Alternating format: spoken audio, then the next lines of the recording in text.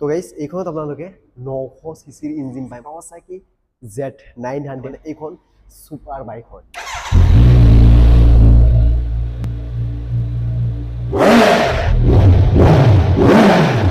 বন্ধুসকল welcome back to my YouTube channel শাৰিকেন মাসুক মই বৰ্তমান আছো কাৱাসাকি শ্বৰুমৰ সন্মুখত আজি আমি কাৱাসাকি ভিজিট কৰিম আৰু কাৱাসাকিৰ বাইকৰ প্ৰাইস লিষ্ট দিবলৈ চেষ্টা কৰিম আপোনালোকে জলদি আহি যাওক কাৱাসাকি শ্বৰুম ভিজিট কৰিবলৈ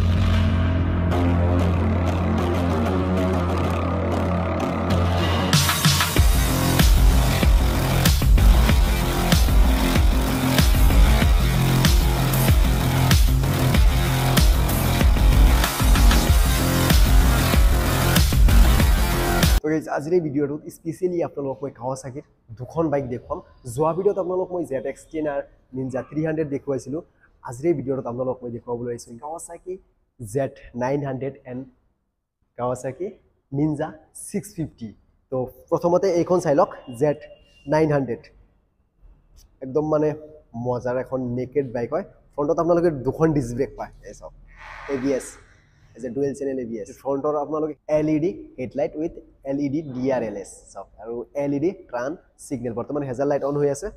কেনেকুৱা লাগিছে কালাৰ কমেন্ট কৰি জনাই দিয়ক কেন্টিলিভাৰ ৰিয়াৰ সাসপেনশন পায় এই সব সাসপেনশনটো অলপ এনেকুৱা বেকা কেন্টিলিভাৰ কিন্তু হাইড্ৰলিক স্প্ৰিং এডজাস্টেবল এনেকুৱা কৰি নাম আৰু অলপ বেলেগ নাম থাকে কাৱাসাকি হদায় এইখনত আপোনালোকে 900 সিসিৰ ইঞ্জিন পায় মানে এইখন সুপাৰ বাইক হয় এখন আপোনালোকে 4 সিলিন্ডার ইঞ্জিন পায় 123.67 bhp পাওয়ার পায় পাও নেক্সট লেভেল পাওয়ার তো গাইস যেহেতু পাওয়ার ইমান বেশি আৰু টপ স্পিডটো বহুত বেশি কিন্তু আকৌ এটো ৰাইডাৰৰ ওপৰত ডিপেন্ড কৰে একচুয়ালি এইখনৰ টপ স্পিড ক'বলৈ গলে 250 মানত আৰামছে যাব পাৰে আপোনালোকে 50 গলে ধৰচোন বৰপেটাৰ পৰা গুৱাহাটী আহোতে মিনিমাম 50 মিনিট মান লাগিব গাইস এই বাইক লৈ যদি আপোনালোকে আহে আৰু ইয়াত চাওক Z900 স্টিকাৰ তো সব মজা লাগিছে কিন্তু একচুয়ালি আৰু ইয়াত কাৱাসাকি 3D লিখা আছে বেজিং আৰু ইয়াৰ চেসিস তো সব একদম চেসিস আৰু ৰিম মানে সেম কালাৰৰ এসব 17 লিটাৰছৰ fuel tank capacity actually guys এই বিলাকত মাইলেজ মেটাৰ নকৰে যেটো সুপাৰ বাইক হয় এইখনত পাৰফৰম্যান্সটোহে বেছি মেটাৰ কৰে তো বাকি চালে আপোনালোকে 60 স্পিড ম্যানুৱেল ট্ৰান্সমিশন পায় আপোনালোকে এইখনত আৰু ইঞ্জিনটো এবাৰ সব এনেকুৱা লাগিছে ভাই কমেন্ট কৰি জনাই দিয়ক আৰু আপোনালোকে এইখনত টেল লাইট LED পায় মানে যি কেইখন লাইট আছে গুটেই কেইখন LED লাইট ইনষ্টল কৰিছে ৰিয়াৰত মেচিনৰ ডিস্ক ব্ৰেক ওকে তো নেক্সট এইখনৰ আপোনালোকে অলপ ফিচাৰ চাই লওক ফিচাৰছ আপোনালোকে বহুত ধুনীয়া পায় সব তিনিটা মুড পায় আপোনালোকে ৰাইট ৰেইন স্পৰ্টছ আপোনালোকে সিলেক্ট কৰি ল'ব পাৰে তাৰপিছত ইয়াত চাওক পাৱাৰ এপ 4 ইন্ডিকেটৰ আপাৰ ডিফাৰ তাৰপিছত পাস ইঞ্জিন কিল্ড ইয়াত আপোনালোকে বিভিন্ন ধৰণৰ মোড সিলেক্ট কৰিব পাৰে এই চাওক এভাৰেজ দেখুৱায় তাৰপিছত টোটাল টাইম দেখুৱায় বেটাৰী ভোল্টেজ দেখুৱায় আৰু বিভিন্ন ধৰণৰ ফিচাৰ্ছ এইটো সাইডত চাওক আৰু ইয়াত fuel indicator speedometer gear indicator rider আৰু ইয়াত পপ KTRC means Kawasaki traction controller console কেনেকুৱা লাগিছে কমেন্ট কৰি জনাই দিয়ক আপোনালোকে কিন্তু GPS ও পায় এইখনত তো মই অলপ বহি চাম এইখনত দাঙিব পাৰোনে নোৱাৰো ওকে গাইজ যিমান দেখাত একচুয়ালি হিমান ওজন নহয় এইখনৰ কাৰ্ব ওয়েট হল 212 কেজি আৰু ওভাৰঅল সিট হাইট হল 820 mm বহুত ধুনীয়া সিট হাইট আছে আৰামছে বহিব পাৰো তো গাইজ এটো হল কি কাৱাসাকি লোগো এতিয়া অলপ স্টাৰ্ট কৰিম ইঞ্জিন ইগনিশন ইয়াত কাৱাসাকি চাওক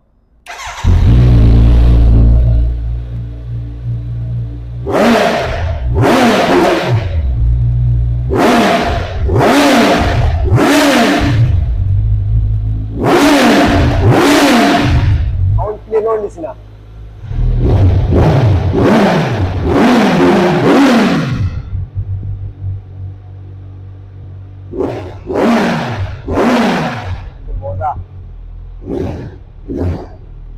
সব ইঞ্জিনৰ পৰা ধোঁৱা ওলাই আছে এনেকুৱা বাইস কেনেকুৱা লাগিছে কমেন্ট কৰি জনাই দিয়ক আৰু এইখনৰ এক শোৰুম প্ৰাইস 893 অন ৰোডত আৰু অলপ বেছি হ'ব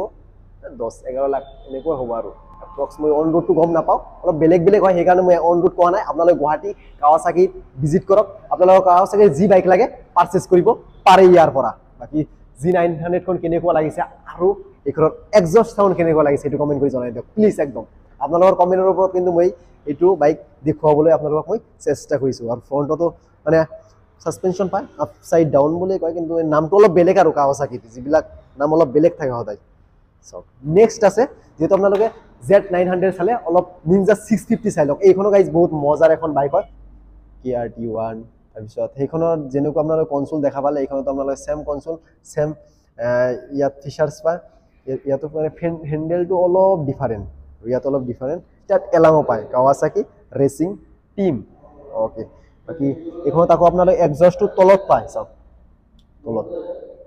এইখন যেহেতু পাৱাৰ অলপ সেইখনতো কম 63 bhp পাৱাৰ পায় এইখনত আপোনালোকে ওকে আৰু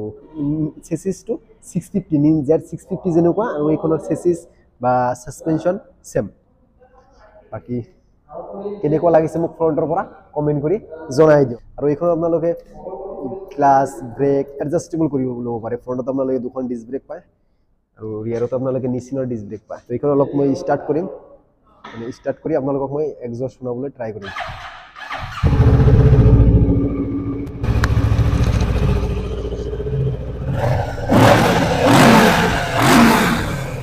এইখনৰ সাউন্ড গাইজ বহুত ধুনীয়া Z900 তো অলপ ডিফাৰেন্ট সাউন্ড যেটো ইঞ্জিনৰ অলপ ডিফাৰেন্ট গাইজ বাকি সব ওকে মজা লাগিছে এইখন আৰু কমফৰ্টেবল মানে অলপ লাক্সাৰি বাইক বুলি ক'ব পাৰে আপোনালোকে 650 এন্টি লেভেলৰ মানে সুপাৰ বাইক বুলি ক'ব পাৰে তো এইখনৰ অলপ আপোনালোকে এক্সটেৰিয়ৰ চাই লওক এক্সটেৰিয়ৰ বহুত ধুনীয়া আছে চাওক বেক সাইড চাওক LED টেল লাইট LED টাৰ্ন সিগনেল সব লাইটে LED ইনষ্টল কৰিছে এইখনত চাওক ফ্ৰণ্টত আপোনালোকে LED হেডলাইট পায় চাওক আৰু এইখনত আপোনালোকে টেলিস্কোপিক সাসপেনশন পায় মানে অলপ আপগ্ৰেড আৰু এইখনত আপোনালোকে টু সিলিন্ডাৰৰ ইঞ্জিন পায় চাওক ৰিয়াৰত আপোনালোকে চাওক ৰিয়াৰত গ্ৰিপ দি দিছে বাকি কেনেকুৱা লাগিছে কমেন্ট কৰি জনাই দিয়ক টিউবলেছ টায়াৰ্স তো গাইস এইখনত কিন্তু আৰু বহুত ধুনীয়া ধুনীয়া ফিচাৰ্ছ পায় যেনেকুৱা কুইক শিফটাৰ কক স্লিপাৰ ক্লাছ সব এভেইলেবল পায় এইখনতো পায় আৰু বিভিন্ন ধৰণৰ ফিচাৰ্ছ পায় আপোনালোকে জিপিএছও পায় তো এইখনৰ এক শোৰুম প্ৰাইচ হ'ল 7,12,000 অনৰোডত অলপ বেলেগ হ'ব আৰু ফাইনেন্স কিনে আপোনালোকে গুৱাহাটী কাৱাসাকি মানে এইখন শোৰুমত আহি ভিজিট কৰি মিলামিলি কৰি ল'ব পাৰে আজিৰ ব্লগ এইখিনিয়ে